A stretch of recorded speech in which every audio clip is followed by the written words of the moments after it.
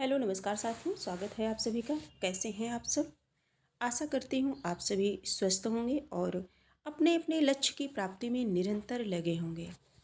मित्रों, जैसा कि हम सभी परिचित हैं कि पढ़ाई जो है हम सभी के लिए यानी कि विद्यार्थियों के लिए एक तप की तरह है और इसका जो फल होता है ये तुरंत नहीं मिलता। यदि हम ये सोचें कि आज हम पढ़ रहे हैं और आज ही हमें इसका परिणाम मिल जाए तो यह जो है तुरंत नहीं मिलता, बल्कि इसका परिणाम जो है भविष्य में मिलता है।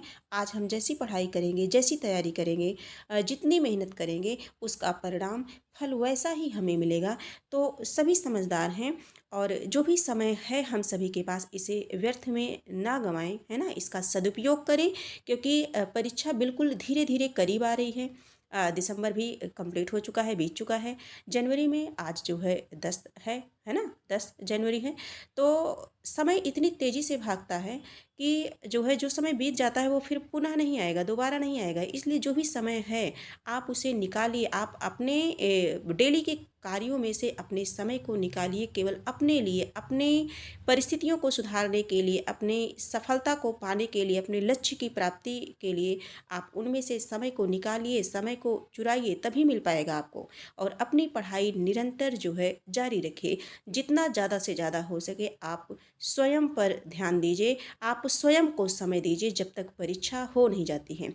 ये क्लास, जैसा कि आप सभी परिचित हैं, हम सभी परिचित हैं कि ये क्लास जो है यूपी टीजीटी पीजीटी परीक्षा विषय हिंदी को ध्यान में रख करके ये जो प्रैक्टिस सेट है ये चलाई गई है। और इसके पहले भी PYQ previous year question paper जो है यूपी टीजीटी और यूपी पीजीटी, इसके साथ साथ एलटी ग्रेड विषय हिंदी, ये सभी जो है प्रीवियस ईयर क्वेश्चन सॉल्व करा दिए गए हैं। इसी चैनल पर आपको मिल जाएंगे, प्लेलिस्ट भी बना दी गई है। और हाँ, संस्कृत साहित्य रचना एवं रचनाकार, संस्कृत साहित्य एंड व्याकरण से जो भी प्रश्न बनते हैं हमारी परीक्षा में, उन सभी को हम सभी देख रहे हैं एक एक टॉपिक करके।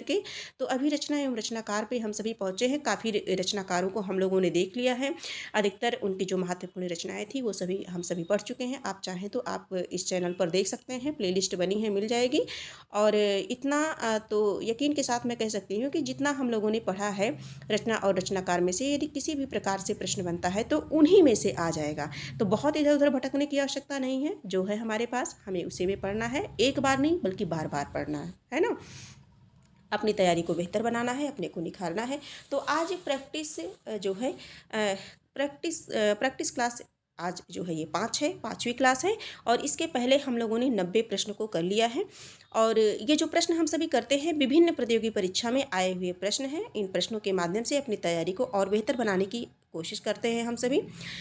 देखते हैं कि प्रश्न किस तरह से पूछे जाते हैं, प्रश्नों के पूछने का ढंग क्या है, इनका लेवल क्या है, कहाँ कहाँ से किस तरह से प्रश्न बनते हैं। ये सब जब हम विभिन्न प्रतियोगी परीक्षाओं के क्वेश्चन पेपर को सॉल्व करते हैं या पीवाईक्यू लगाते हैं तो हम आसानी से इसे समझ पाते हैं।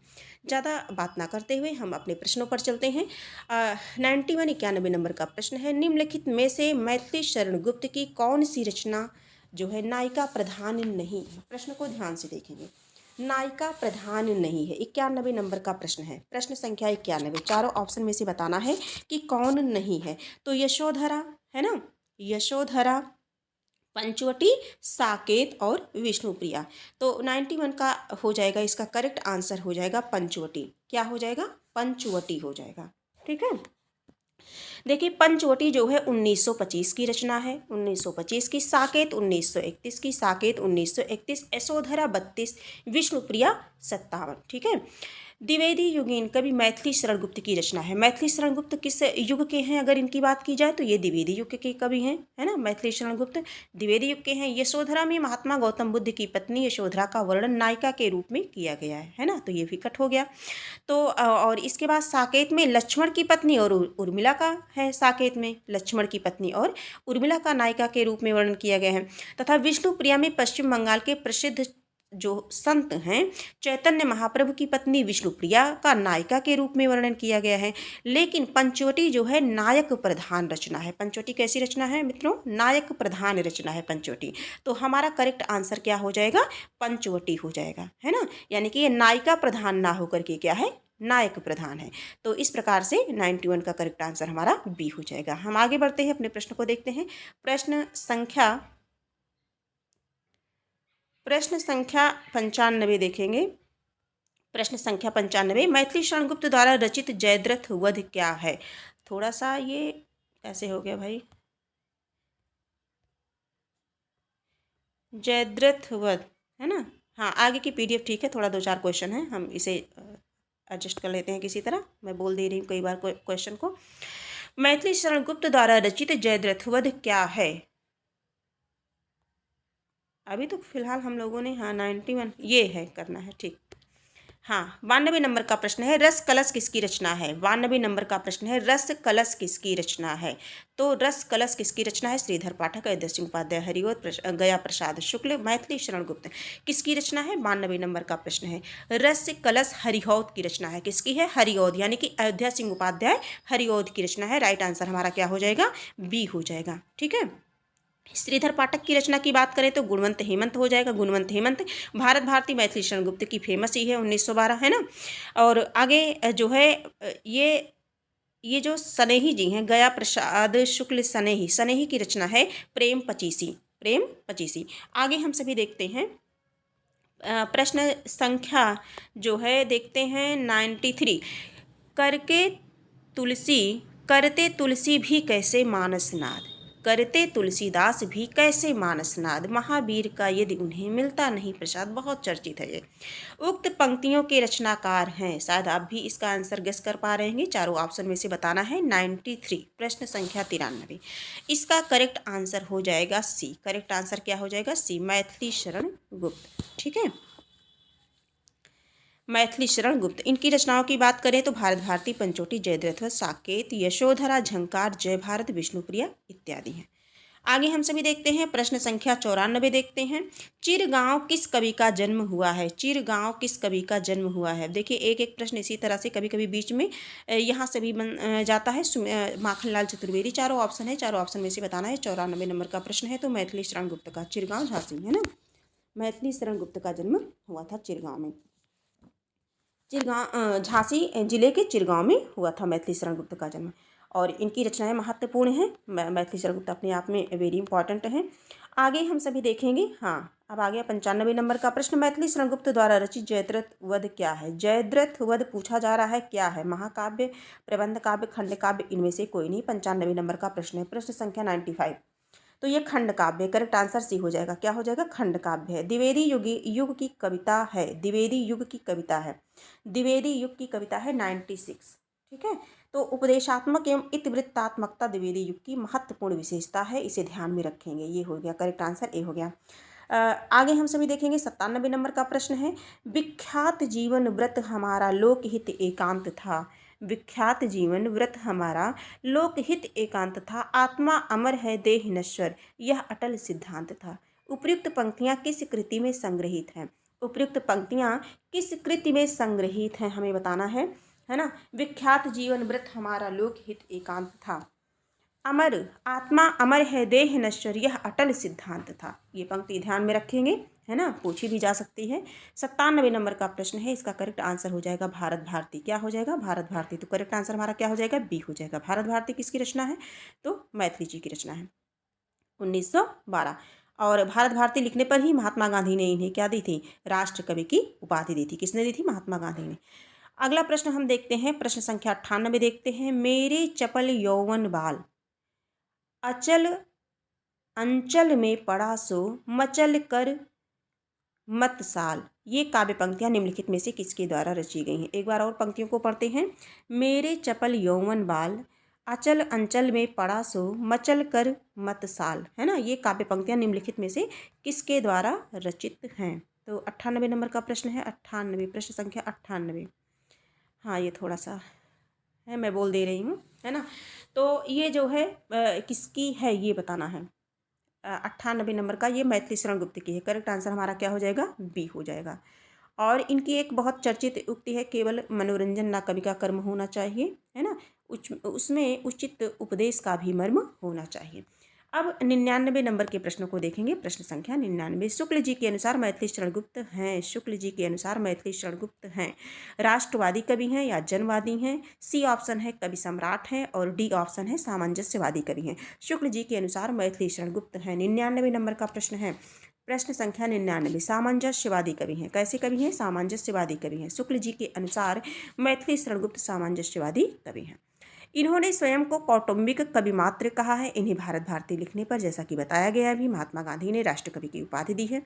कवि सम्राट अयोध्या सिंह हरिऔध ने इनको कहा है। कवि सम्राट किसने कहा है? हरिऔध ने कहा है। आगे हम अपने प्रश्न पर चलते हैं। प्रश्न संख्या 100 देखते हैं। दिवस का अवसान समीप था, गगन था कुछ लोहित हो चला। पंक्तियां किसकी हैं? 100 नंबर का प्रश्न है। इसकी पंक्तियां किसकी हैं? हरिऔध की हैं, श्याम नारायण की हैं, मैथिली शरणगुप्त की हैं, श्रीधर पाठक की हैं। 100 नंबर का प्रश्न है। इसमें बताना है कि किसकी हैं ये। ठीक है, तो ये जो करेक्ट आंसर है हरिऔध की पंक्तियां हो जाए। हरिऔध जी की। दिवस का अवसान समीप था, गगन था कुछ लोहित हो चला, हरिऔध की है। और आज यहीं पावन समाधि पर दीप जलाने आया हूँ, श्याम नारायण पांडे की है। वंदनीय वह देश जहाँ के देशी निज अभिमानी हों, वंधवता में बंधे परस्पर परसता के अज्ञानी हों। ठीक है, श्रीधर पाठक की पंक्ति है। तो इस तरह से है। आगे हम देखेंगे अपना 101 नंबर का प्रश्न है। किस कवि को राष्ट्र कवि की उपाधि मिली? है ना, तो ज़्यादा टाइम नहीं वेस्ट करेंगे। मैथिली शरणगुप्त को भारत भारती पर महात्मा गांधी ने दिया।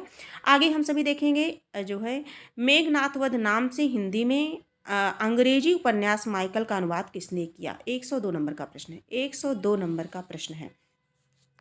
प्रश्न संख्या 102, इसका करेक्ट आंसर हो जाएगा मैथिली शरण गुप्त। मेघनाथ वध, है ना, क्या हो जाएगा? मैथिली शरण गुप्त।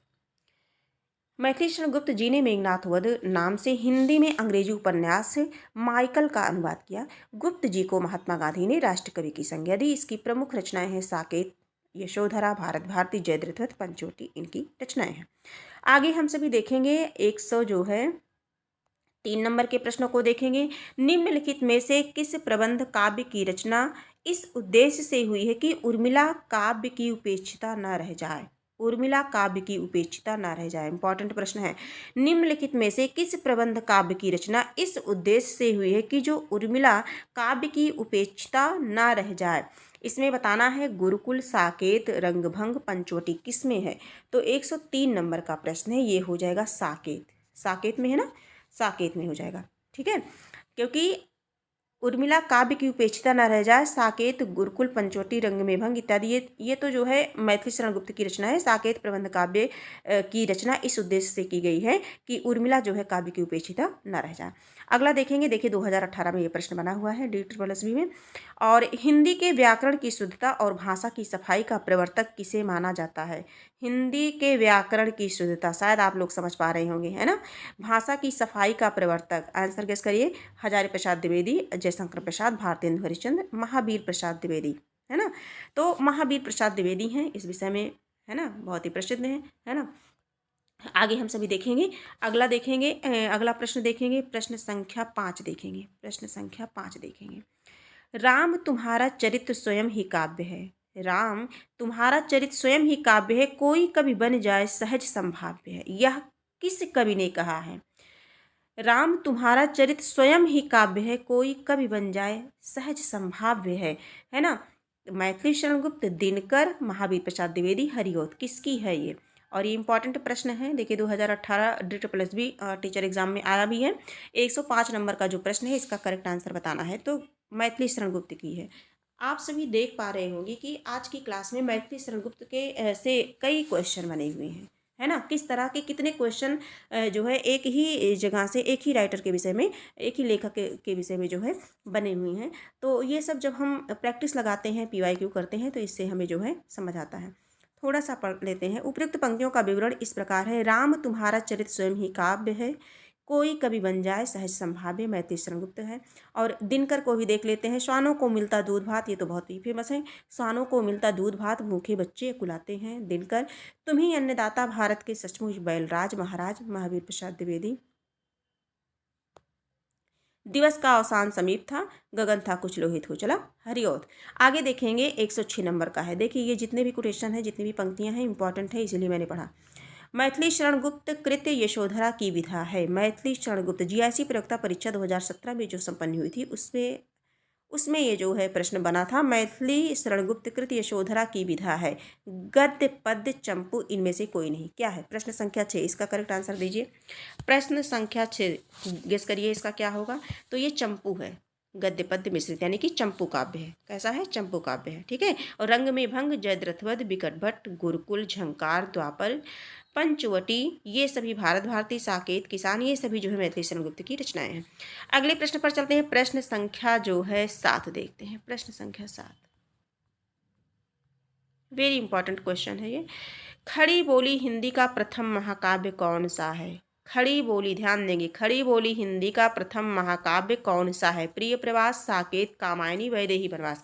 107 नंबर का प्रश्न है। और ये प्रश्न मैं आप सभी को दिखा भी दूं, है ना। इसका आंसर कर लेते हैं। तो ये प्रिय प्रवास है। क्या है? प्रिय प्रवास है। करेक्ट आंसर ये हो जाएगा। और आपको प्रत्यक्ष रूप से मैं दिखाना चाहूंगी कि कितनी बार परीक्षा में ये प्रश्न बना हुआ है ना। देखिए 2018, 2018, 16, 2001, 2015, तो कुछ ऐसे प्रश्न होते हैं जो कभी कभी कई बार जो है हो जाते हैं। और ये यदि हम सभी प्रैक्टिस करते हैं तो इनसे हम आसानी से इन प्रश्नों को समझ पाते हैं। आगे हम सभी देखेंगे भारत भारती काव्य का प्रकाशन कब हुआ? तो 1912, मैथिली शरण गुप्त, है ना, राष्ट्रीय कवि की उपाधि भी दी गई। आगे हम सभी देखते हैं, अगले प्रश्न पर चलते हैं। प्रश्न संख्या 9 देखते हैं। प्रश्न संख्या 9 देखते हैं। कविता करके तुलसी नल से, कविता लसी पा तुलसी की कला, तुलसीदास जी के लिए यह प्रशस्ति वचन इनमें से किसका है? तो ये जितने जो भी है, कविता करके तुलसी न लसी, है ना, 9 नंबर का प्रश्न है, यानी कि 109 नंबर का प्रश्न है। इसका करेक्ट आंसर क्या होगा? तो हरिओत जी की है। हरिओत जी की है ये। तुलसी, कविता करके तुलसी नल से, कविता लसी पा तुलसी की कला, तुलसीदास जी के लिए यह प्रशस्ति वचन किसने कहा है? हरिओत जी ने कहा है। किसने कहा है? हरिओत जी ने कहा है। आगे हम सभी देखेंगे, अगला प्रश्न है हमारा, प्रश्न संख्या 10 है। और टोटल हम लोग जो है ये इस क्लास का जो है आखिरी प्रश्न है, 20 प्रश्न हो जाएगा। निम्न में से कौन सा काव्य ग्रंथ अयोध्या सिंह उपाध्याय हरिओध का है? निम्नलिखित में से कौन सा काव्य ग्रंथ अयोध्या सिंह उपाध्याय हरिओध का है? पद्य प्रसून, मृत्युंजय, प्रेम पचीसी और देव सभा, है ना। 110 नंबर का प्रश्न है। 110 नंबर का प्रश्न है। और इसका जो करेक्ट आंसर हो जाएगा वो हो जाएगा पद्य प्रसून। पद्य प्रसून किसका है? जो है पद्य प्रसून काव्य ग्रंथ अयोध्या सिंह उपाध्याय हरिओध का है, ठीक है। और इनकी जो अन्य कृतियाँ हैं, प्रिय प्रवास हैं, वैदेही वनवास हैं, चुभते चौपते, चौखे चौपते, बोलचाल, रस कलश, ठीक है, ये सभी हैं। और ये जो मृत्युंजय है, रही बात मृत्युंजय की, तो राय देवी प्रसाद पूर्ण की है। प्रेम पचीसी गया प्रसाद शुक्ल सनेही की महत्वपूर्ण रचना है। तथा देव सभा रामचरित उपाध्याय की कृति है। तो आज की क्लास में हम लोगों ने जो है 90 से लेकर के जो है 110, है ना, यानी कि 90, 10, 100, 20 प्रश्नों को हम लोगों ने देखा। और 20 प्रश्न वेरी इंपॉर्टेंट प्रश्न हैं। और परीक्षा में ये सभी आए हुए प्रश्न हैं। इनके आसपास से जितनी भी रचनाएं हैं और जितने भी प्रश्न बन सकते हैं, उन सभी को ध्यान देना हम सभी के लिए, आप सभी के लिए बहुत ही आवश्यक है। आज की क्लास इतनी ही है। हम फिर मिलेंगे, नए प्रश्नों के साथ मिलेंगे, नए तथ्यों के साथ मिलेंगे। इसी तरह से प्रतिदिन हम सभी तैयारी में जो है लगे रहेंगे। कुछ ना कुछ महत्वपूर्ण तथ्य मैं लेकर के आप सभी की समझ उपस्थित होती रहूँगी। बाकी आप सभी जो है स्वस्थ रहिए और पढ़ते रहिए। अपनी तैयारी को बेहतर बनाने का प्रयास प्रतिदिन करते रहिए, है ना। अपने लक्ष्य को प्राप्त करिए। आज की क्लास यहीं फिर हम मिलेंगे। तब तक के लिए धन्यवाद।